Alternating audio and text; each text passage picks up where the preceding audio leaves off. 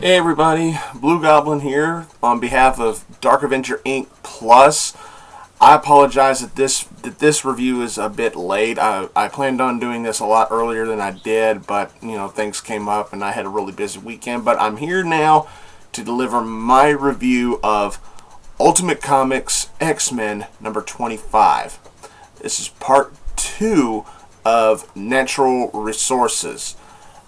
Brian Wood is still doing the writing. I'm still not going to try and pronounce the artist's name, but the artwork in this issue seems just a little bit different from the last issue. And I noticed one thing in here that I like to. When I read this issue, I think I gave it its own nickname, the haircut issue.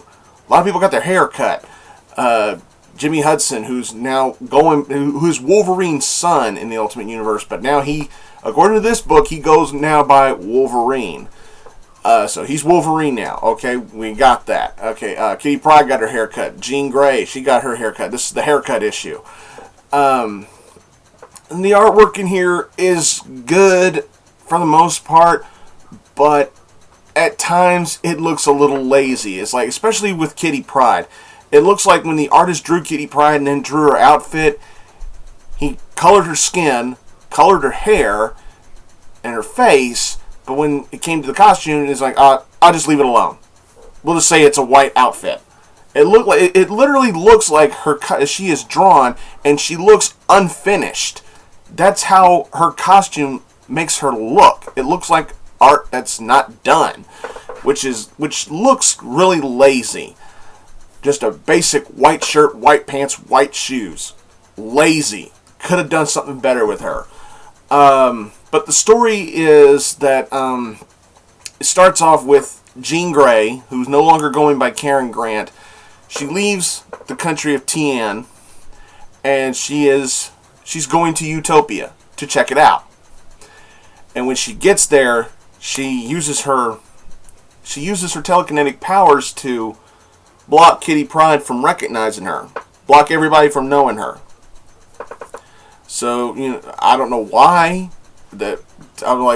You would think that, Jean would want to see her friends again, but for some reason, for at least another reason that we learned later on about her in the book, I'm not going to spoil that, she chooses not to let her friends remember her. Okay, and we learn something about Jean later, and as I said, I'm not going to spoil that, but one thing I will say is that Jean believes that Kitty Pryde is showing a lot of arrogance. This is her Utopia. She is the leader of all mutants on Utopia. And yeah, Kitty does come off a little arrogant. Just a little. I don't agree with Jean's assessment of arrogance because Jean's got problems herself. And we find out what it is that led to the cliffhanger of the last issue, with Jimmy and with Wolverine meeting with Warpath and somebody else from a Nomi Blue's group of mutants. And when Nomi realizes it, she's pissed. Nomi is getting a big head. She's getting a really big ego. She's thinking that she'll be the next Magneto-ish kind of character or villain or whatever the writers are going for with her. But we learn later on in the issue she may not have as much power as she thinks she does. Now, why am I saying that? I'm not going to spoil that either. But that was probably my favorite part of the book, was seeing the revelation that Nomi may not be as hot as high up in charge as she thinks she is, which was a really good plot point in the story.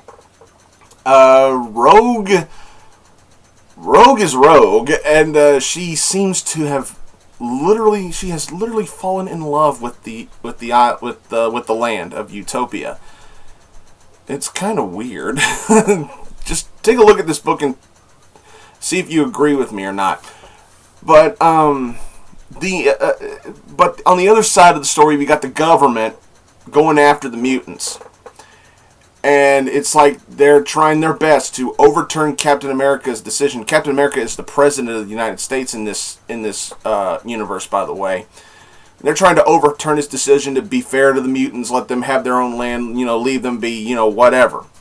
And the government's trying their best to say, forget about that. We want to do what we want to do. We want to wipe them out. And they're getting help from, of all people, General Thunderbolt Ross. Yeah. He's going to help lead the charge, and that's how the book ends. It ends on that kind of a cliffhanger.